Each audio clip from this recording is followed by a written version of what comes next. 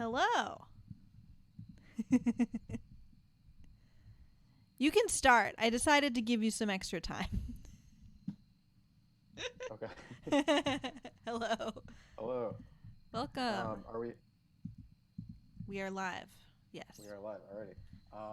Should I introduce myself, or have you already? I don't do an introduction.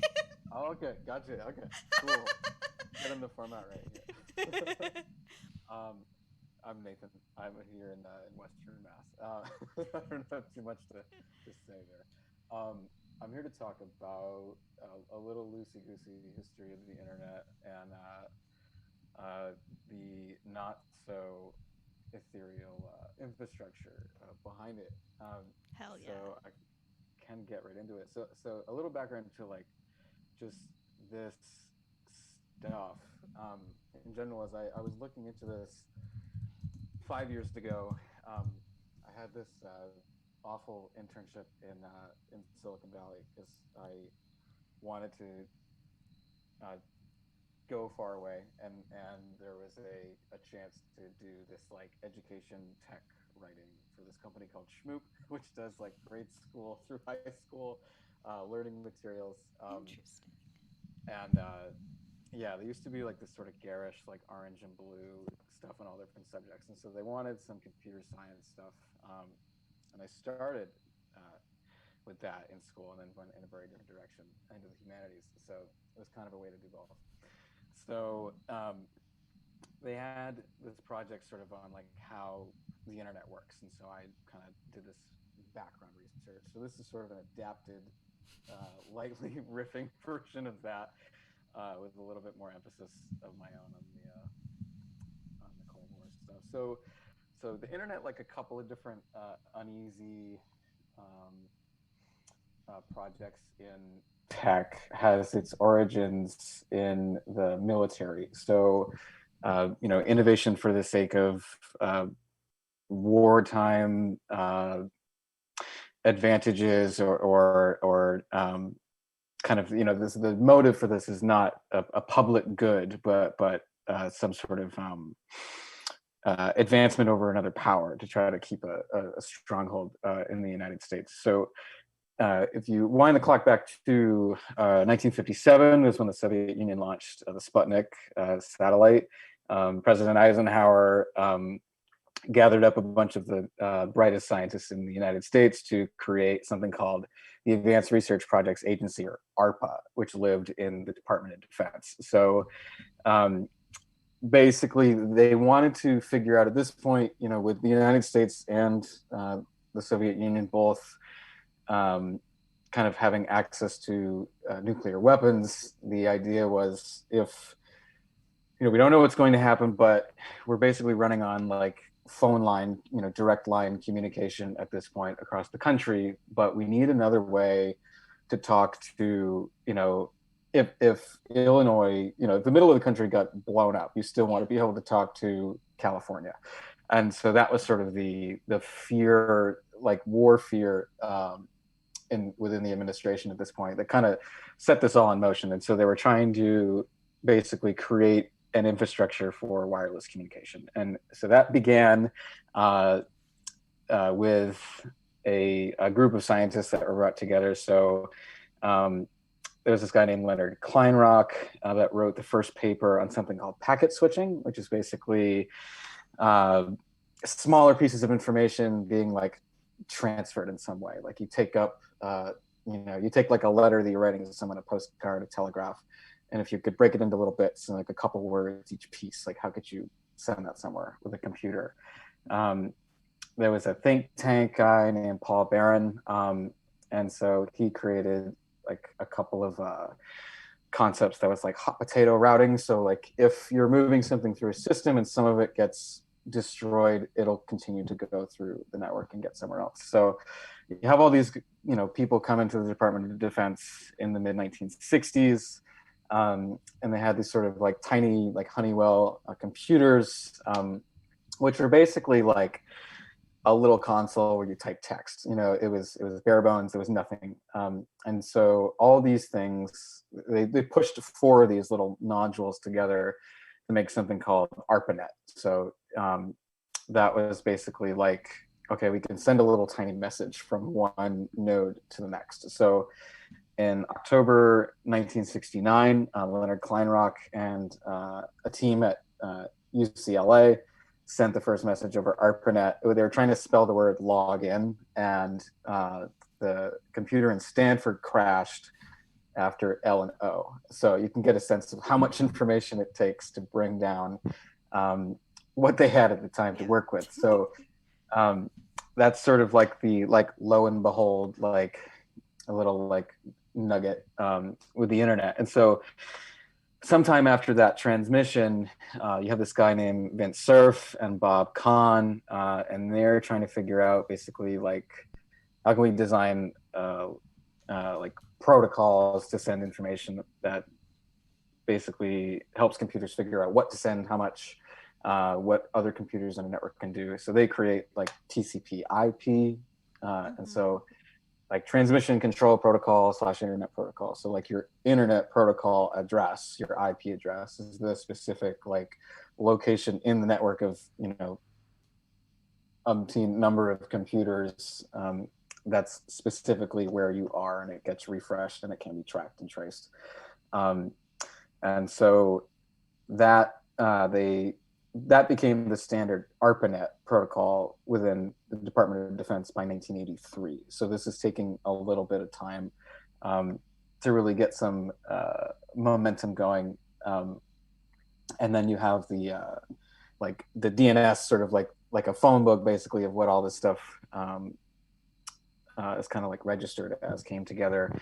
And so all that gets in place, and you have this sort of like new technology that is there's, you know, we get out of the Cold War and or, you know, sort of get to the tail end, and well, we don't really need to use this anymore for its original concern.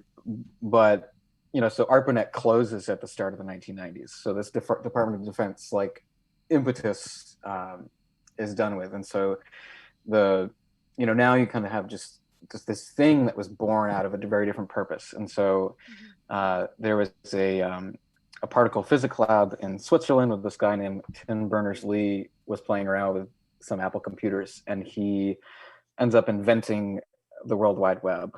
And so it basically has like an interface, you know, to use it, because like all the little computers were the network, but it was like, well, how would you use it? What would it actually look like?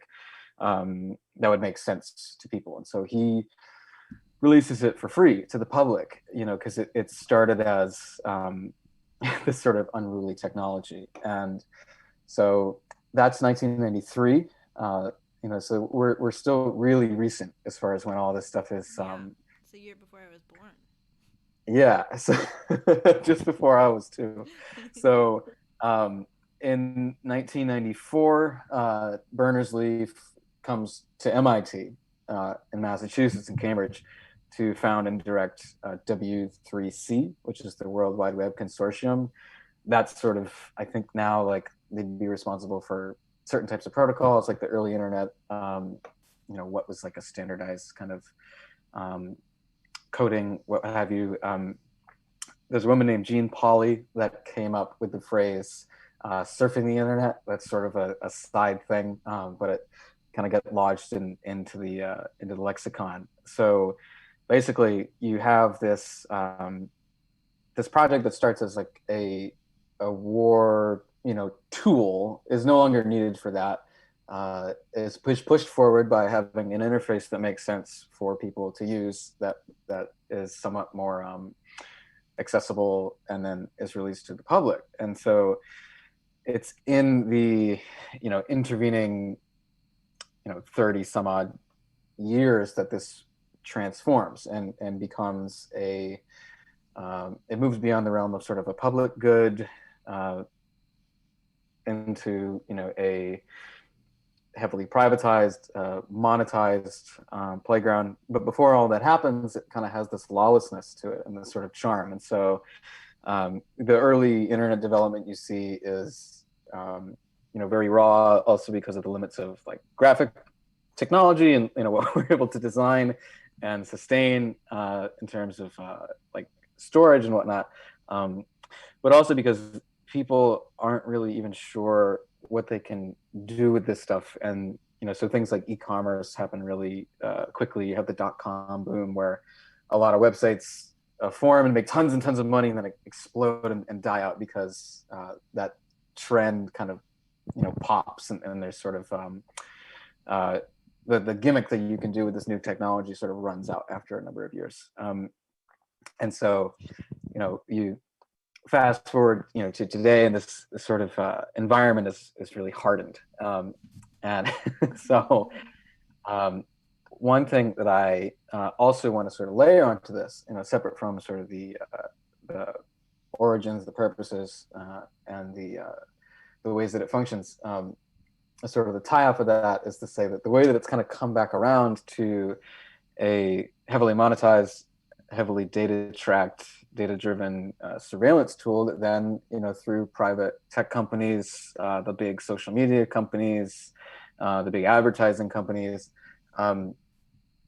it's sort of, again, fitting within sort of a state apparatus where, you can find someone, people get doxxed, or police having access to data on private citizens because of private companies divulging certain things, or advertisers having information on private citizens because of certain terms of service being exploited. It kind of has gone back into sort of a dark area, which resonates somewhat with its origins, but in a different respect. But separate from this is what the internet actually sort of stands on, which isn't, as I originally thought, this sort of ephemeral, like I have my computer and there's the router and that's sort of where it ends. And then there's just some big router somewhere. But other than that, there's no wiring, there's no physical grounding, and then there's no sort of like place to pin down where the internet is. My emails are just floating somewhere in digital space. They don't really exist, but they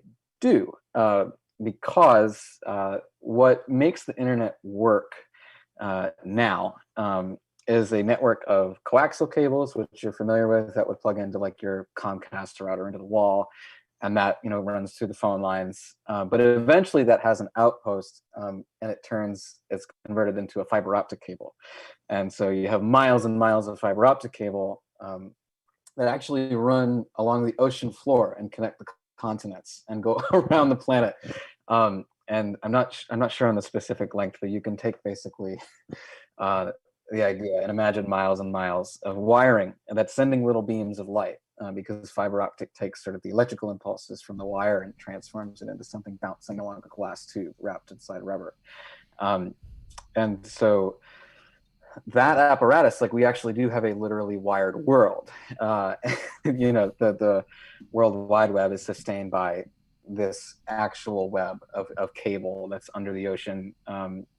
And when something breaks, like when a fiber optic cable breaks, it is a little bit of an endeavor to go and fix it, because you have to go down to the ocean floor. With submerged equipment and pull up a line, and it's almost like fixing a pipeline in terms of how much it disrupts. But then that's kind of a segue as well, because all this apparatus has an environmental cost. So the amount of information that we have access to, and the unbroken connection that we have, that access, is sustained by actual, basically warehouses around the country, around the world, that we know as data centers.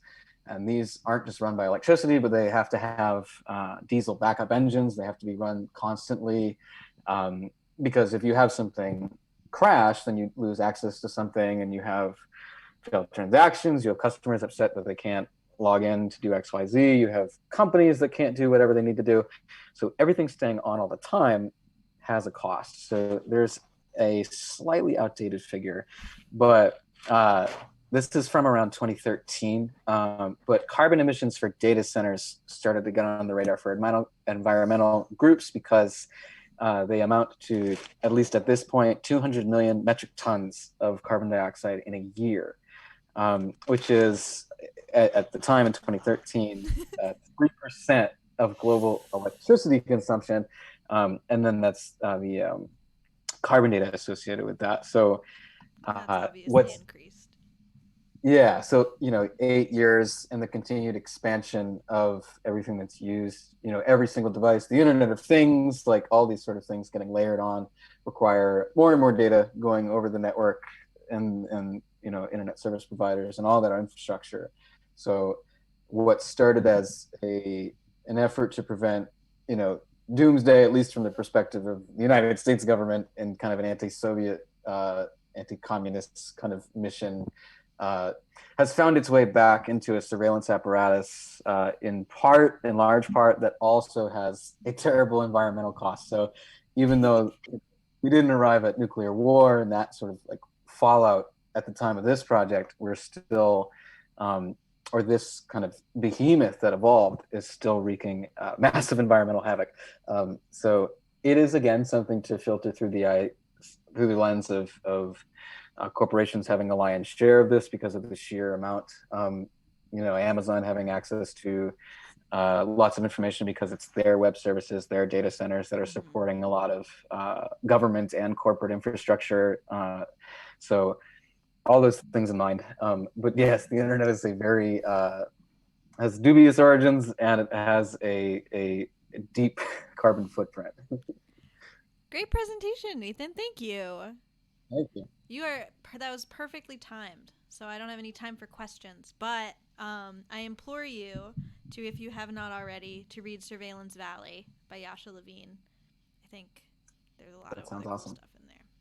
All right, thank you so much. You can log off whenever you're ready. Thanks, Nathan. Alrighty. Thanks for having me. Yeah. Oh my God, what a great presentation. Let me cue us up here.